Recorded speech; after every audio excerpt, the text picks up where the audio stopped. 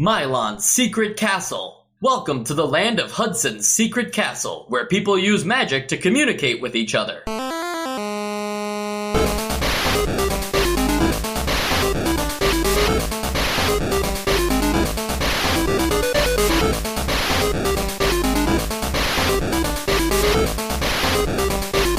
And welcome to Nostalgia, a chronological exploration of every NES game released in North America. I'm Mike.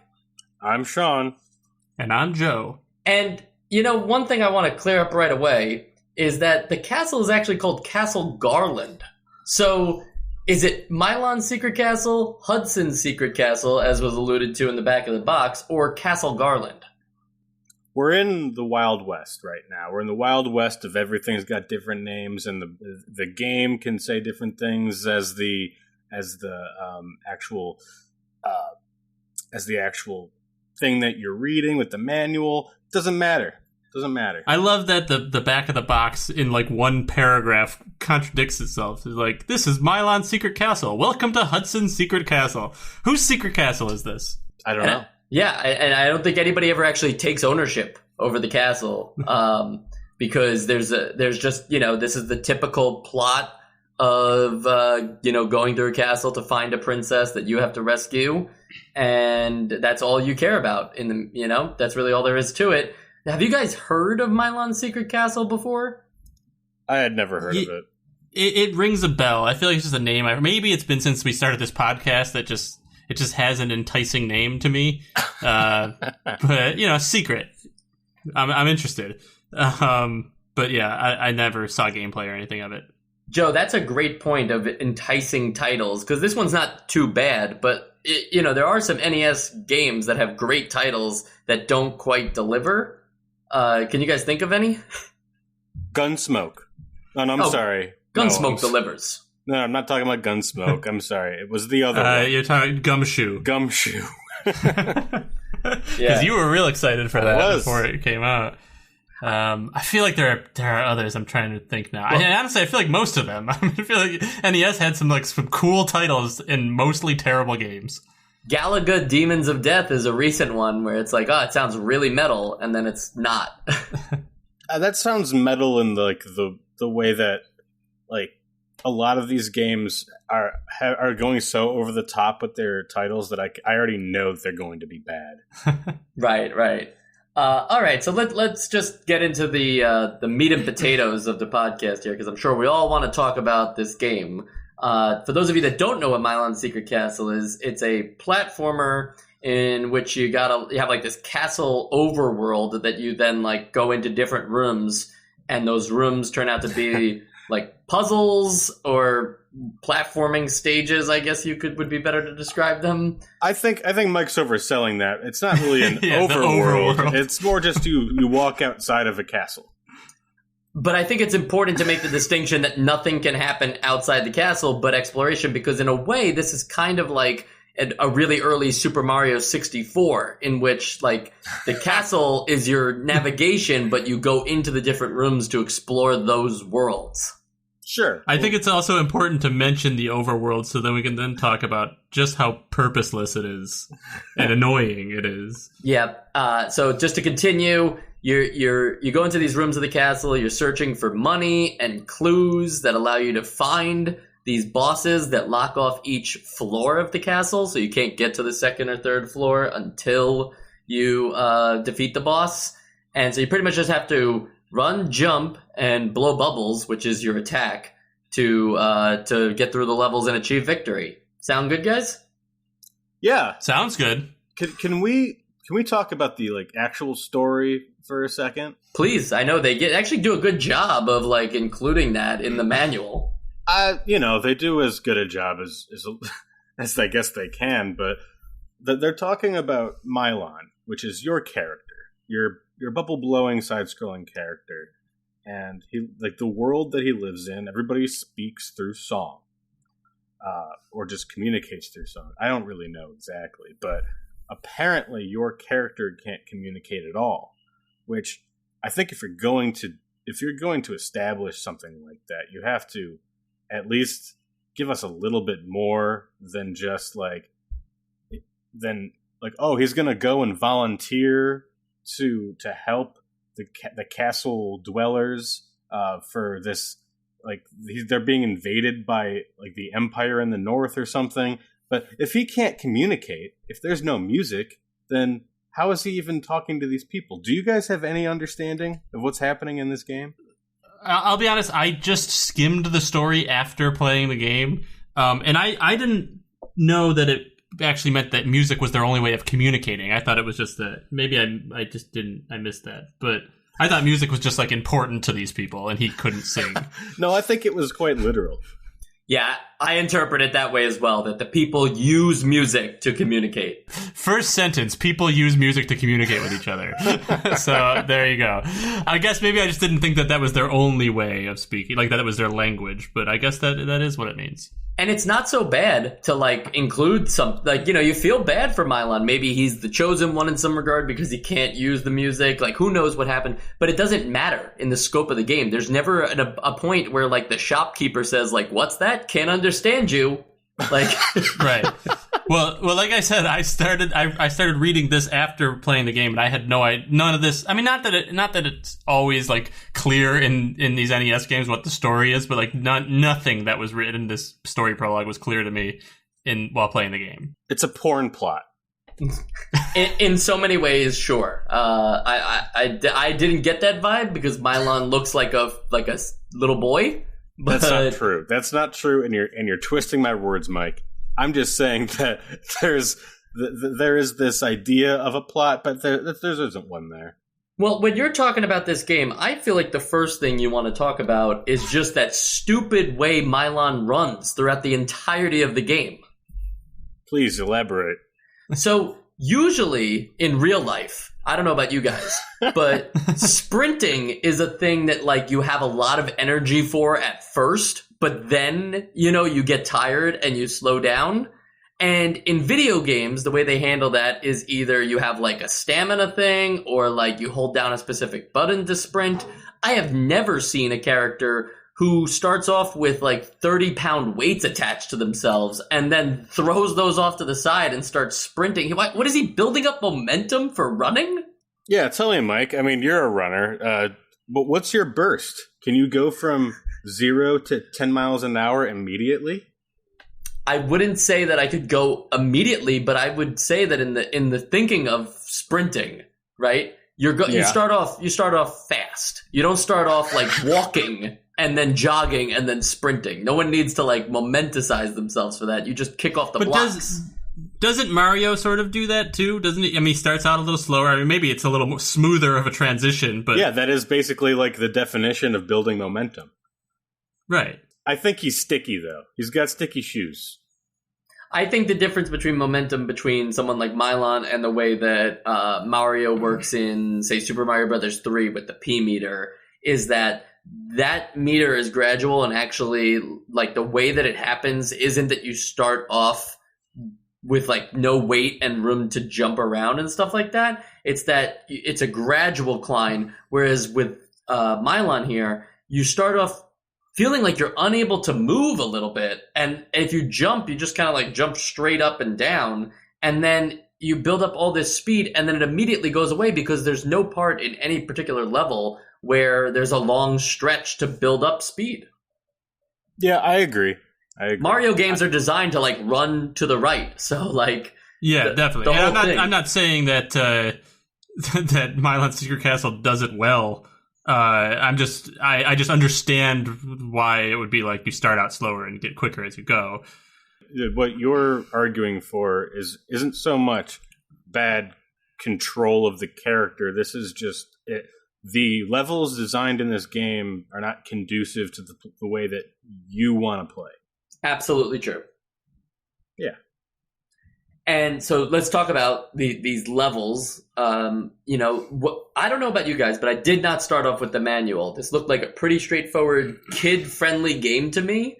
And I laugh at that idea now because when I was playing through this game, at first I just had a hard time understanding what I should even be doing in any particular level. Let's talk about the very first level. When you go in there, there's no door to escape. There's no door from where you came.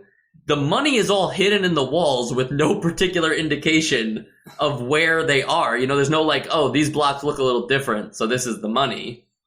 This is why that, like, when I play 2D platformers, or at least, but when I play a platformer on this system, I end up having to look at the manual. Like, I look at maybe like 80% of all the manuals of the games that we play, but if it's a game like this, I need to read the manual because I know that they have such a weird way of setting up their goals and objectives in a lot of them that I knew that I was going to not understand something.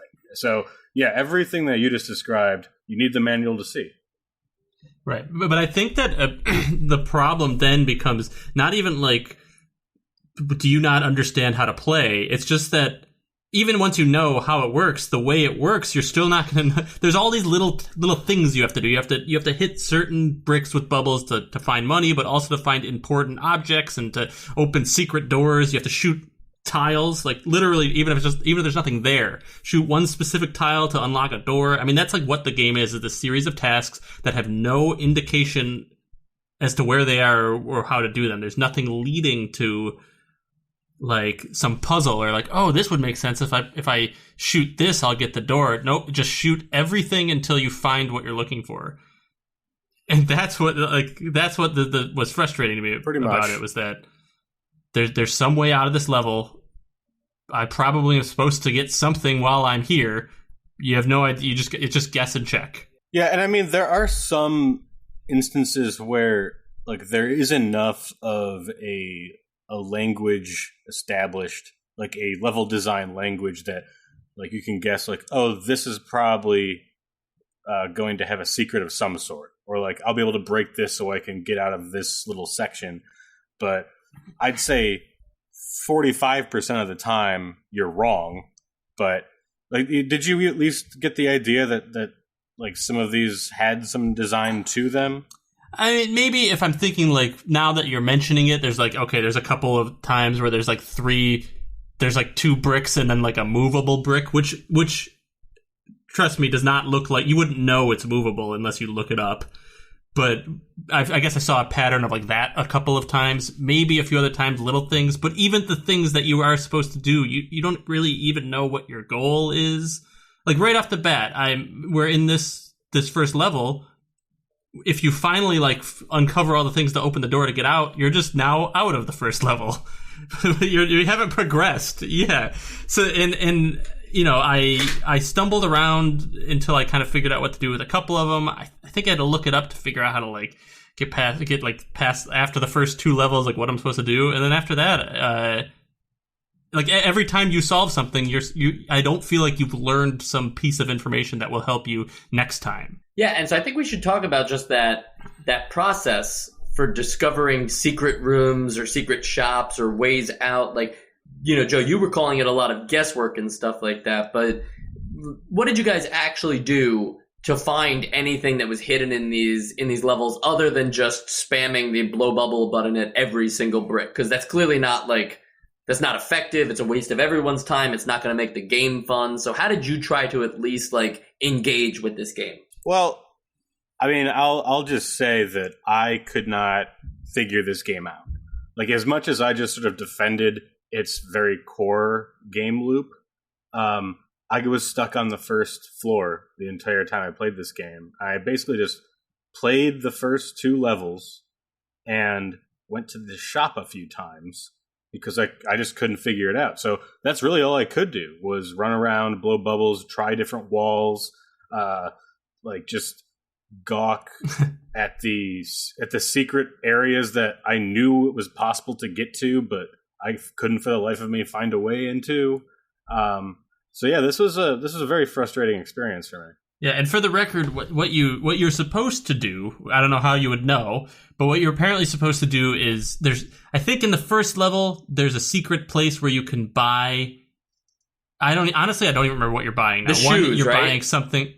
Is it the shoes to help you jump, right? Yeah, the shoes that help you jump. Shoes, the shoes that help you jump on springs. There are springs there. You can't use them unless you're wearing the right shoes that are compatible with springs. I thought that was just supposed to be like I thought those were just like wooden platforms to mix right. up. Because I don't know if everybody here knows how springs work, but springs don't let you bounce off of them unless you're wearing compatible shoes in the real world. I forgot about that. Yeah. So then once you buy those, you have to collect enough money to get like a shrinking potion. And then once you get the shrinking potion, it tells you this at least. Then you have to go to like a boxing glove to shrink down. Oh, I owned the potion, and I saw the glove like in the corner of the screen. Like you couldn't get to it because you didn't have the springs, right? So or the shoes, yeah. So I didn't have this. I didn't have this spring trademarked shoes. I knew what I had to do, but I didn't know how to get there. So, and I know we're getting into the nitty gritty right now. Where was this secret shop? I think it was in the first level. I'm the only reason I'm saying I think is because there were a couple little weird hidden things. I think the one where the shoes were was in the first level. There are 3 tiles, like I was talking about, 2 that are destructible, and then you can run into the tile for like a couple seconds, and you'll push it out of the way. Then you shoot the blank space that's behind the tile, and it turns into a door, and behind the door is a shop.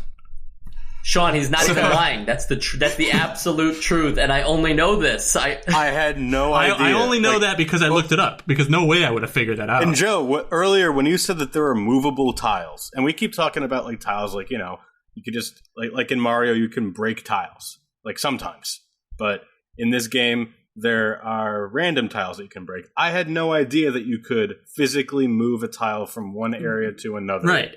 I thought you were most just of them you can't. saying breakable tiles. No, most of them you can't move, and the only reason I know this is because the video I watched actually calls out that I think it was Angry Video Game Nerd. He calls out that like you will run into this tile for like 3 seconds before it'll start to move. So most sane people would have stopped trying to move it by that point anyways. You're just running, and then it moves out of the way. Yeah, I think also, Sean, just another thing with the Mario tiles that makes them so intuitive is that there's 3 different kinds. You know, there's the block, which is a brown brickish looking thing that you know that if you hit it, it will be gone forever. Then there's the question mark block, which you can hit for rewards. And then there's just kind of like the after the question mark block's been hit, those solid brown blocks that you know won't do anything. In this game, they all look the same. Yeah. And I understand. I was just trying to describe like the actual act that you're doing in the game. I totally understand that Mario is different because it is clearly communicated to you what block does what. There is a weird scenario though, and I know we keep harping on like this first thing, but I think this is as far as most people are going to make it.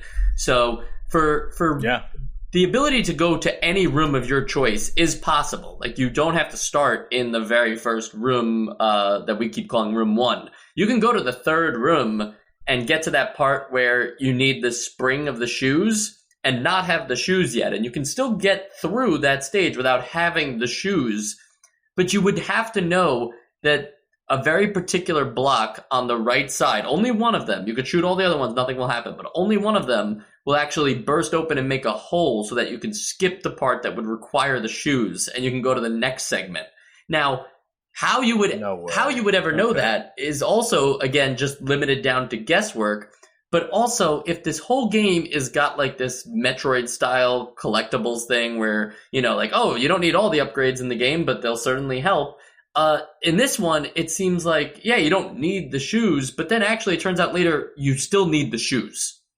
Like, it will, it's only there to tell you, like, because you couldn't get past the second part of the stage, it would just let you pass the first part of the stage. So this way you can get to the exit, but it wouldn't actually let you, like, beat room 3. You would have to then be like, wonder what went wrong in that room. Oh, maybe I need a pair of shoes. Yeah. Yeah.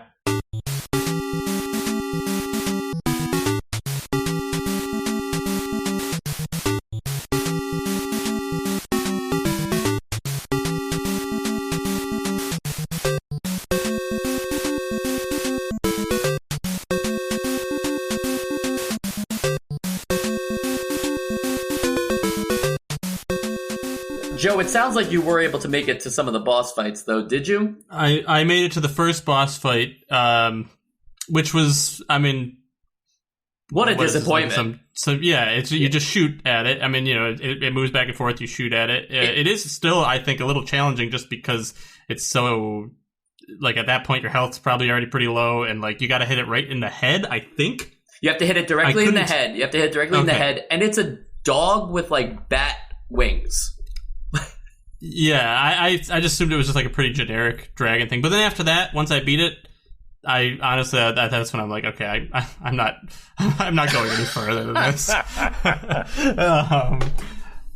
But yeah, honestly, I don't really have too much more to say. It hops around, it drops a little crystal ball afterwards, and then you move on to the next area.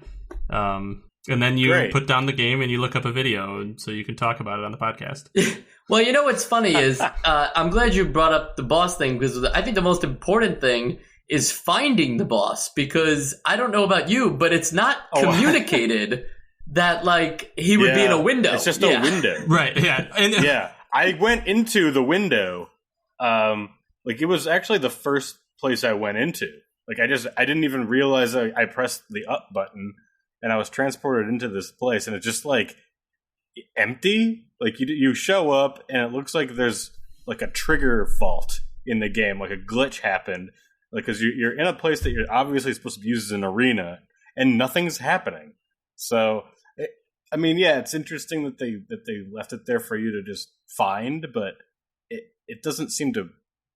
I don't know why it's there. I don't know why. Yeah, I that was the other thing, is because I also went in once before the dragon was there, or whatever he is, was there, and then when I went in later, after I had done the stuff that we talked about earlier, bought those different things, I'm not sure what exactly I did that triggered the boss to be there.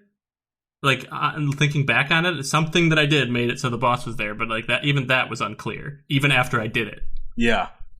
Yeah, I think now that you mentioned that, I don't actually, because I'm surprised to hear from Sean that you were able to get in that room, but nothing happened, because I only went in there and he just happened to be there, but I must have done something, but it's not communicated. I think the trigger is you have the shoes, and you have the mini? Like the little right, potion. I think that's what it is, that you have those things, but there's no, like, in-story mechanic that makes it make sense that those would make the boss. That's what bothers me. It's like, oh, you just collect those things and you can move forward, because that's how video games work, and not because you use the shoes to I don't know, get to the spot where he is or something like that. Just to go back to the castle overworld thing that I was talking about, and I don't know if it's like a hub, right? A hub would be a better word. Descriptor. Okay. Mm-hmm. Yeah. So this castle hub where all the rooms live and stuff, at first it is pretty boring, and everything, even the rooms are colored the same as the bricks, which I don't think is helpful. But there are a couple of, like, neat things, like that well that you have to try to, like, get to from the second floor to go down and access the well room. Which is like a cool little dungeon castle, underground area. Does it look different than the regular levels? It does, yes. Oh, okay. It's like a dark blue, and I think it even has different music. But there's, like, you go down the well, and then it takes you to, like, a fire room, which is just like a room that's on fire. And you would think I'm just making all this up, because, like, why would a bottom of a well have a room on fire? It's an oil well. And then at the third floor, it's a little bit different, because there's these shrines that you can get access to, but otherwise it's mostly just like poking in and out of doors again and stuff like that. And then the fourth floor is just the final challenge boss room style thing, and I think that that's very weak in terms of, like, explorable secrets in a hub. Yeah, I mean, what else have we seen this? I mean, I keep saying that, like, oh, they did something new, so it should be applauded. But I mean, I guess because I had no opportunity to see these things, I can't really give them too much credit. But I mean, we haven't seen hub secrets before, so at least they did it. I don't know. Yeah, but that's like kind of saying it rewarding Metroid for, like, the first area is just the hub, and then you take the elevators to get to the real levels. Like that, I mean, like, that's a more interesting use of a space, than just having it be a castle that you just kind of go in and out of doors, and then, oh wait, there's this well and some shrines. But other than that, you don't get anything. Like, I think it would be cool to find other secret rooms that have just power-ups that aren't necessary for progress, but that you could get these power-ups to be stronger than usual. Some kind of like RPG elements like that. Sure. Yeah.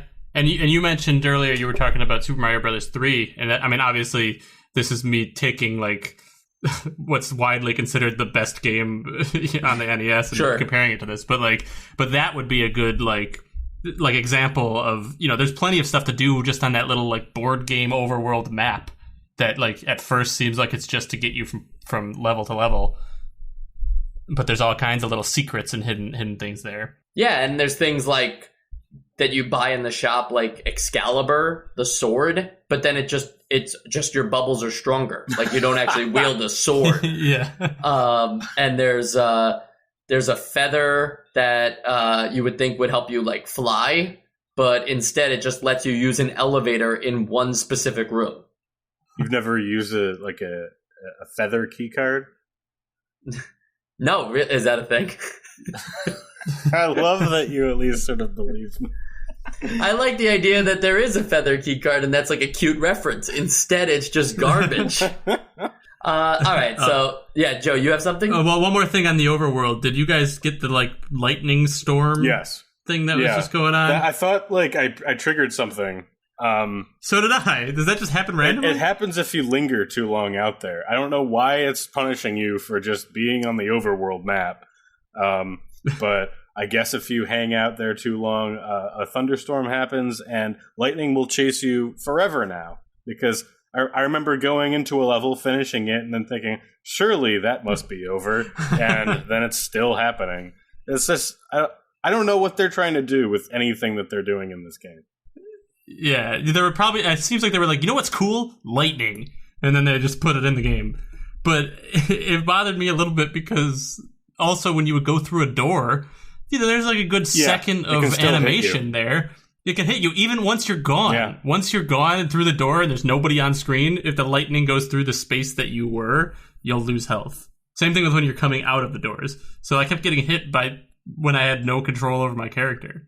That's a great topic, taking damage. Because there's a lot of problems with that. The first and foremost being that you don't have any invincibility frames. Like, if you're touching anything, you just take damage until you move out of the way. And but whether it's lightning or other opponents in the rooms, there was another game that we played like this that I don't know if you guys remember that it had a similar problem. I don't know if this is the one you're thinking of, but was it Karate Champ? I think so, maybe. That's the one where they like the people would come up behind. Was that Karate Champ? No, Karate Kid. And you're right, no, Joe. I was thinking of the one where they come up and they like hug you. No, that's a really early one. That's Kung Fu. Kung Fu. That's right. There's so many karate and Kung Fu games, but I don't know if that's the one you're thinking of. That's the one that came to my mind. I think that that's just something that has been established already as like it's a good design choice to allow you, the player, to at least get out of harm's way once they take damage, and they just ignored that. Yeah, that can be a little frustrating too. And in the opposite realm of like your lifespan and stuff like that, there's those honeycombs that will actually give you an extra life bar so that you can continue to extend your life. Yeah. But they're just hidden randomly. They're in every single stage. You just got to try and shoot every block to find it if you really want to have more health. Exactly. And you need to do that because once you die once, that's the game. And there's music boxes hidden in each level too, which bring you to a bonus stage that made no sense to me. It was just like this band was playing, and you have to collect these music notes that just pop up from the ground. And it doesn't really care whether you collect a lot or a little or in between. Nothing. You're not rewarded or harmed in any particular way. So what I read, and only because I read the manual, because I never got to play any of these levels, was that if you collect the music notes, and you want to keep getting sharps, like sharp notes. But if you get flat notes, then you're penalized. So maybe you just collected everything you could and didn't notice. Which is true. Yeah, and maybe what I think you're supposed to get some reward. At least that's what I saw in the manual. So maybe they weren't clear with that either. Is there like even outside of the game, is there like even if it's not explained, is there some like reason that sharp notes would be good and flat notes would be bad? Well, sharp notes are historically proven to be the better sounding note. Is this true? No. I don't think so. Historically? No. Everybody believes everything Sean says, and he's just lying. Well, we all know about feather keys now, thankfully. The other hidden item in every single stage is that honeybee that just like flies away after you discover it. And that's actually the Hudson Soft logo, Hudson Soft being the makers of this game. And that's the bee, Sean. Did you see it? That's now the bee I keep talking about. I saw the bee, Mike, and I recognized the bee. Okay, good. I'm glad that you'll think of me every time you see the bee. Yeah, I actually will. Yeah, whenever you're playing this game again in the future. I guess this counts as a hidden thing in each stage, but there's also the keys to get out are hidden in each stage, but they also only appear when you collect either $4 or reveal 15 blocks or kill 5 enemies. Yeah, that I didn't understand. I knew that had to be something, like there had to be some prerequisite to finding the key, because the first time I played the second level, I was just stuck. I didn't know why I couldn't find a key, even though I felt like I broke everything. But right. That makes sense. And I have to shout out to a website, because we're all talking about like looking up guides and stuff like that, but I always look for the pure dedication of people who love old NES games to try to get like the best way to inform myself about these games. And I found this website called Milon'S Secret Website, which is clearly a fan-made website by this one guy. Oh, I but love it. It's a work of art, because he has like every single level graphed out on graph paper, you know, like mapping out like this door and this is where the things are hidden.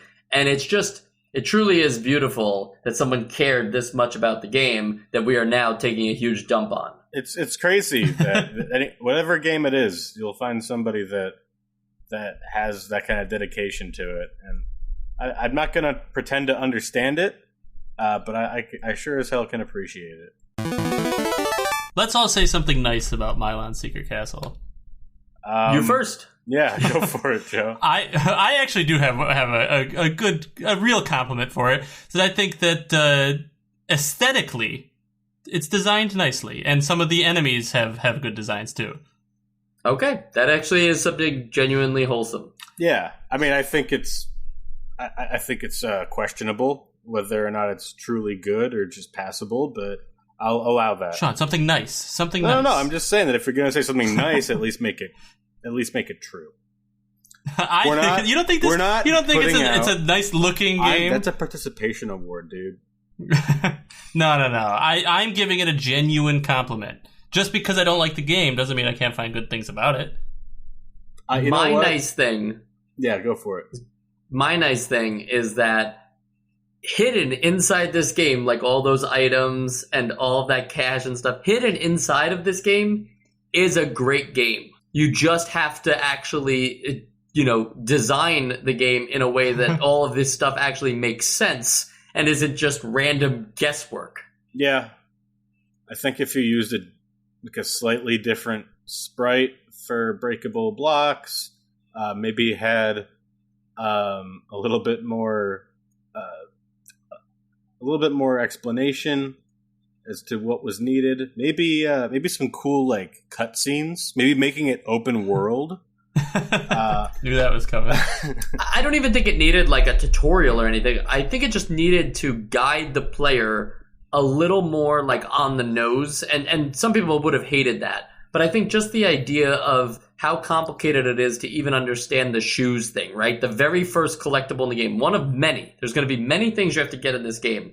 And I can't overstate, like, it's so weird that they don't care if you find out about it or not. Like, the fact that you have to push that weird block that you would never think to do unless you read the manual. And it's like, yeah, the manual is kind of guiding you, but I care about games that actually guide you through like, the cleverness of the game design itself. Yeah. If there were even like an arrow there telling you like, hey, did you know you can move these, like You can move these blocks if you want to. Right. Like, there's a shoe in here. Yeah. Like, things like that. Some sort of context that would make you try these things. Like, exactly. Like the game is like a collection of these answers that you'll never find with no questions. Yeah, like, there's no actual like, there's no actual like reason to think like, oh, how would I get this? Maybe it's by getting shoes. Like, there's no context to that. Because I've been trying to think of like, you know, how we got from here with just unexplainable reasons for the character to do things in a game to like 2013 or something with Final Fantasy 13 giving you a recap of everything that happened like every 10 minutes and making every battle a tutorial battle. Like, somewhere along the line we went from one extreme to another, and just like anybody that plays games doesn't want either of these extremes.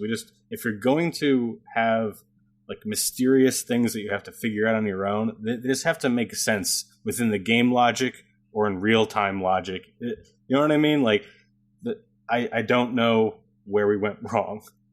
I absolutely agree with you because I think it's why games like Mega Man X and Super Mario Brothers 1, like, it's a reason why they're so talked about all the time, is because they set up exactly what you need to do without ever telling you, like, push this button to do this, or, hey, just so you know, this is a thing you can do. Like, it just explores it within the level.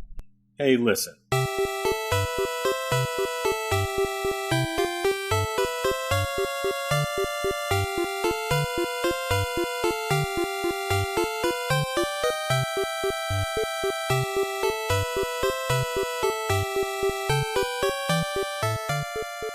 So you couldn't have thought that Milon's Secret Castle was the only secret castle that Milon would be exploring, right?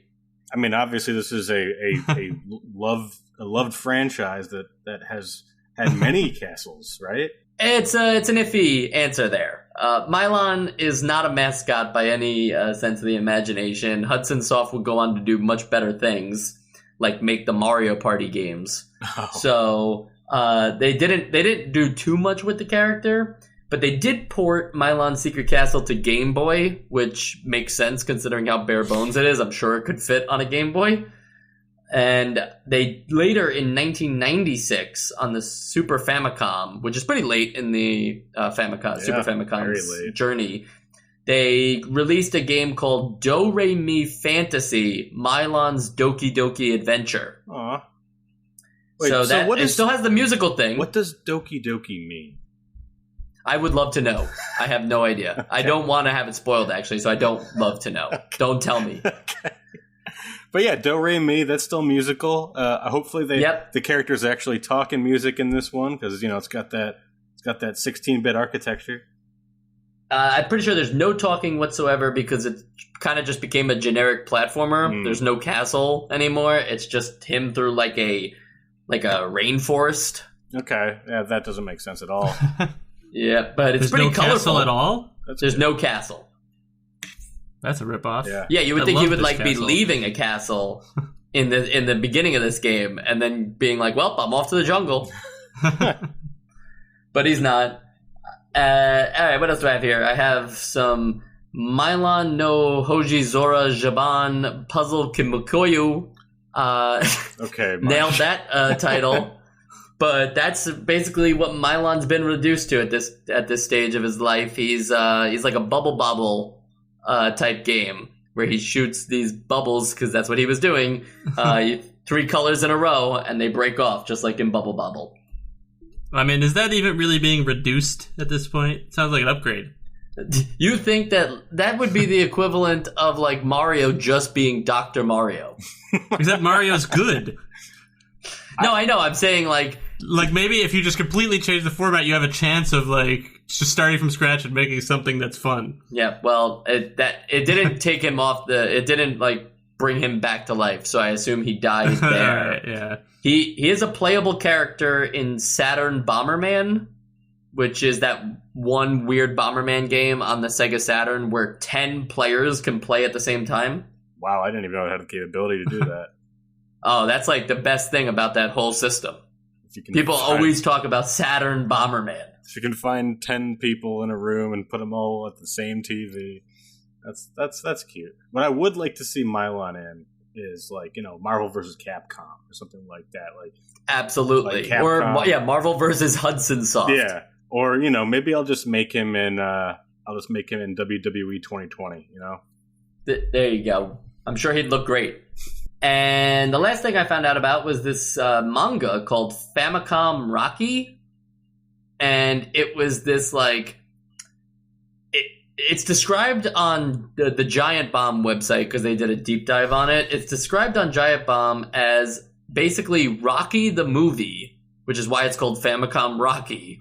But instead of him like training for a boxing fight, he's just training to play like old Famicom era video games. Okay. And so Milon's Secret Castle is one of those games that he plays. That's great. Yeah. I mean, it's just a really weird thing. I'll link it in the show notes. I think it's always worth finding out about these weird mangas. This is like, Famicom Rocky is like their Howard and Nestor, I guess. What is Howard and Nestor?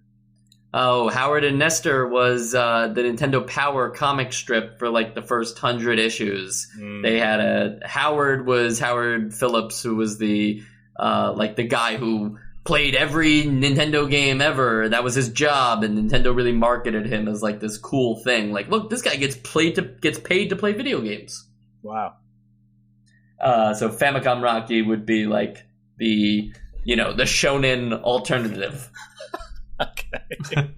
I'm stretching right now, so I have nothing else to say. Let's get into the essential games list. Joe, you said some nice things about Milon's Secret Castle, so I'd like you to go first.